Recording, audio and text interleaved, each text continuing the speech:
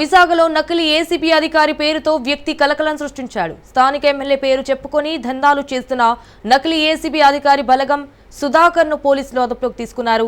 AP ఫైబర్లో Sudhakar కీలక పదవిలో పనిచేశాడు.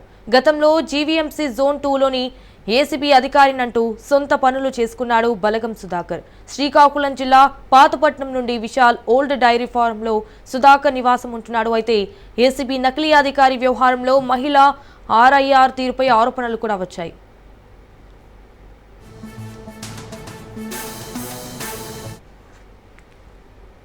ఏసీబీ అధికారినంటూ చెప్పి వసూళ్లకు పాల్పడుతున్న బలగం సుధాకర్ ఓ సాధారణమైన వ్యక్తి అన్నారు PM Palem CI Balakrishna. Madhurawada sub registrar Chakrapani దగ్గరికి వెళ్లి తమకు కొంత అమౌంట్ ఇస్తే ఏసీబీ దాడుల నుంచి కాపాడుతామని అడగడంతో అనుమానం వచ్చిందన్నారు. అయితే విచారణ చేయగా సుధాకర్ నకిలీ ఏసీబీకి తేలడంతో అదుపులోకి తీసుకున్నామన్నారు.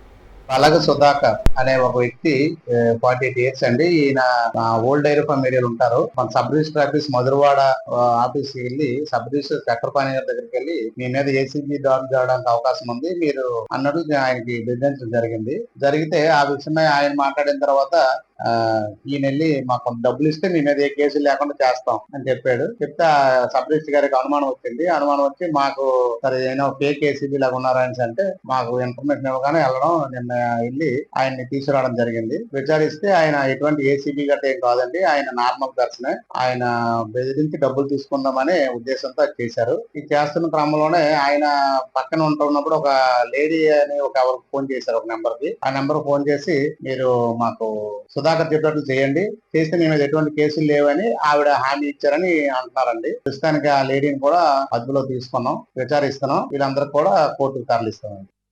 బలగ సుధాకర్ అనే ఒక వ్యక్తి 48 ఇయర్స్ అండి. ఈయన ఓల్డ్ డైరీ ఫార్మ్ ఏరియాలో ఉంటారు. మన సబ్ రిజిస్టర్ ఆఫీస్ మధురవాడ